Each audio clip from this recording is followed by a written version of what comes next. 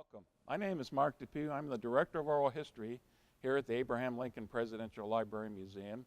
Today's episode for Lincoln 101 is all about General George McClellan and the relationship that Abraham Lincoln had with his general early in the war.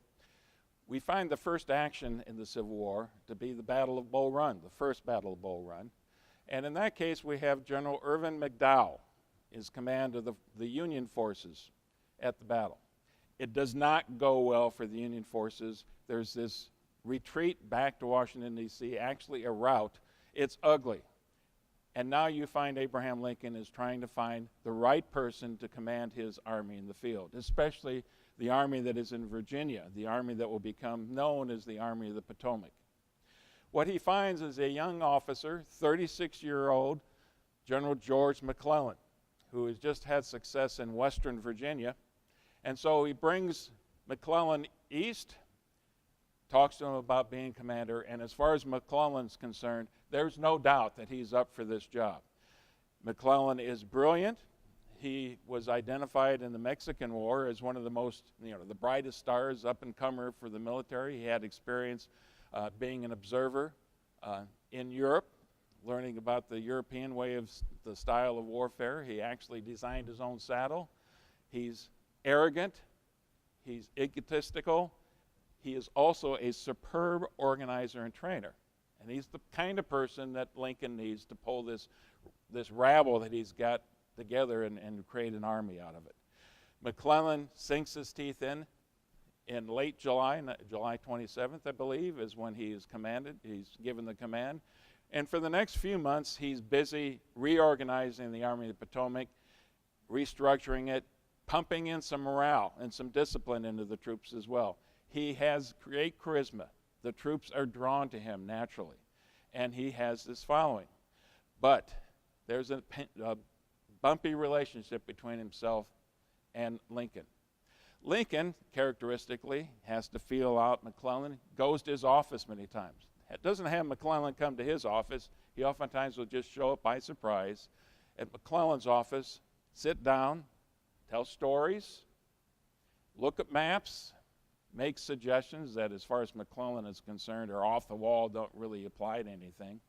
And they have this dialogue back and forth. Over time, McClellan kind of appreciates Lincoln, but he also knows in his mind that Lincoln is his social and intellectual inferior.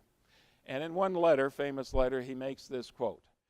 Dear Ellen, I went to the White House shortly after tea, where I found the original gorilla about as intelligent as ever. What a specimen to be at the head of our affairs now. That gets you a pretty good feel of that relationship that they have.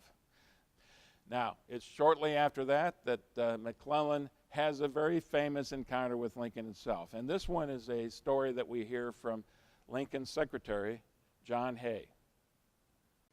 I wish here to record what I consider a portent of evil to come. The President, Governor Seward, and I went over to McClellan's house tonight.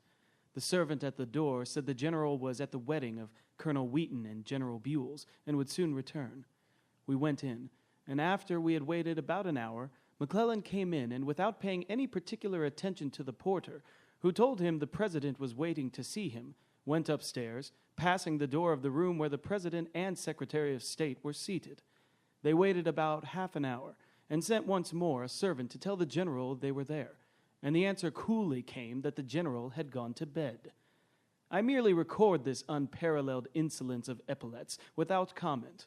It is the first indication I have yet seen of the threatened supremacy of the military authorities. Coming home, I spoke to the President about the matter, but he seemed not to have noticed it, specially, saying it was better at this time not to be making points of etiquette and personal dignity. Isn't that story so indicative of who Abraham Lincoln is? Being deferential to the point of almost a fault and allowing McClellan to treat him like that. If only McClellan will bring him victories. That's the key. Fast forward a couple months now, there's still not much movement.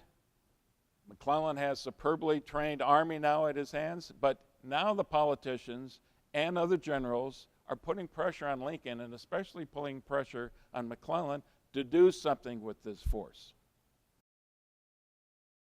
Welcome to the War Department's Telegraph Office, a place that Abraham Lincoln, in the next few years of the war, is get to know very well, since he's going to spend a lot of his time, anytime his armies are in the field in open combat. This is where Abraham Lincoln wanted to be. And if you listen closely, you might even be able to hear the teletype clicking in the background there. In March of 1862, George McClellan finally takes his massive Army of the Potomac south.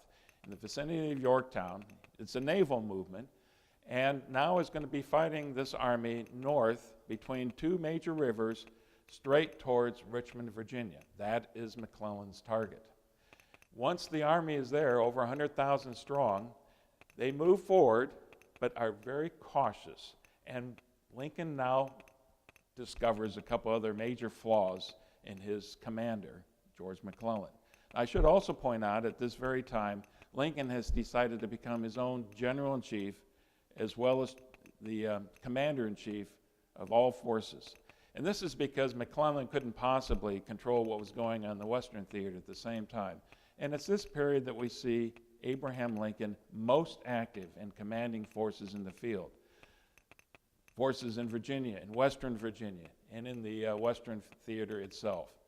As McClellan is moving north, very slowly, he's constantly demanding more troops, more horses, more munitions, more supplies. And it gets to be the constant refrain from McClellan. He never has enough. He always is going to overestimate the strength of the enemy forces that he's facing. He has Pinkerton detectives who are collecting this intelligence for him. They are usually off by a factor of twice or three times as many Confederate forces as McClellan is actually facing. It makes him even more timid. He's always going to be looking for those numbers that are the worst and play it up. And you find now that McClellan's biggest problem once he's commanding the field is he's timid. He's slow. And he also cares about his soldiers deeply and hates the notion of serious combat and lots of casualties. That's how much he loves the Army, and it reflects how much they love him as commander as well. The Peninsular Campaign does not go well, and by July, Lincoln and everybody in Washington, D.C. are growing tired of McClellan. It's about this time that Robert E. Lee takes command of the Army of Northern Virginia, and in a series of battles over 7 days, just outside of Richmond itself, basically a battle to the draw, but now McClellan is being called north. At the same time McClellan is moving his massive force, again mostly by water, north, you see Lee shift and move towards Washington, D.C. himself, and now he's facing an army commanded by General Pope, who had been brought over from the Western Theater. Pope is defeated in the Second Battle of Bull Run. And once again, Abraham Lincoln is going to be turning to George McClellan to save his army, to rebuild the army, and to get them on good standing again, even though essentially by this time, Abraham Lincoln has removed General McClellan out of command. The Battle of Bull Run is at the end of August of 1862. And it's after that battle that General McClellan is finding himself once again in command to be the savior of the Union Army, a role that he relished.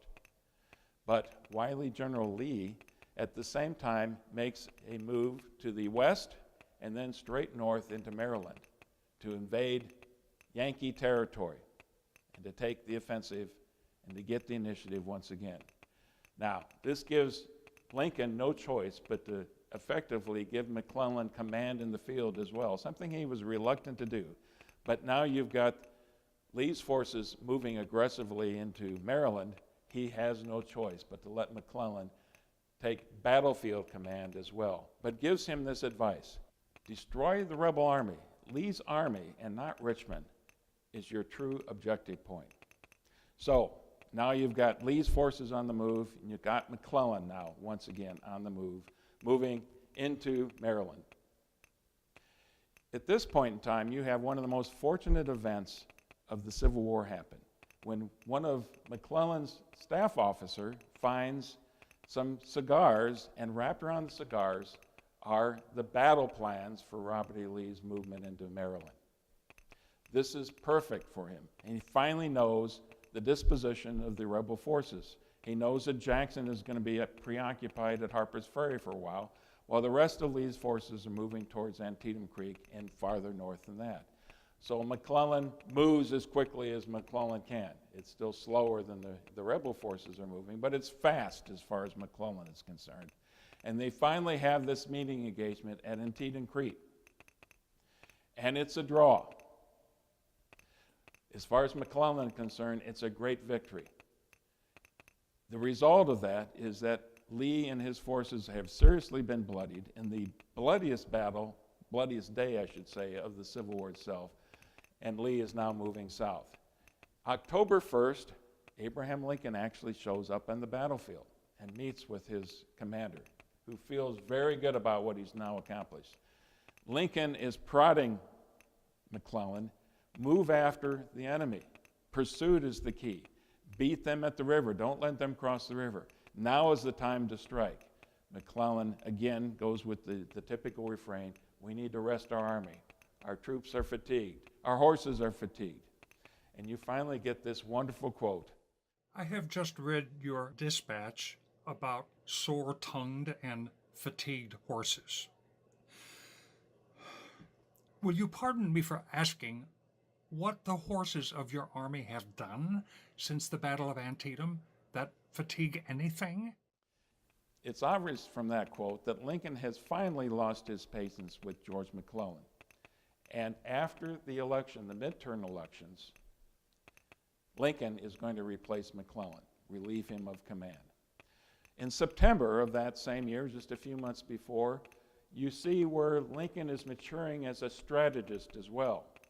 That is the time he's made the decision to release the Emancipation Proclamation, which is going to have a huge impact on the future of the war for the rest of that. It reveals that Lincoln, better than any of his generals, understands the role of strategy, of politics and strategy, of the military aspects, of technological innovations, bringing everything together to understand the implications that a decision like that will have on the larger conduct of the war. Next time we get together, we'll take a look at Lincoln's relationship with General Ulysses S. Grant. And I look forward to seeing you again.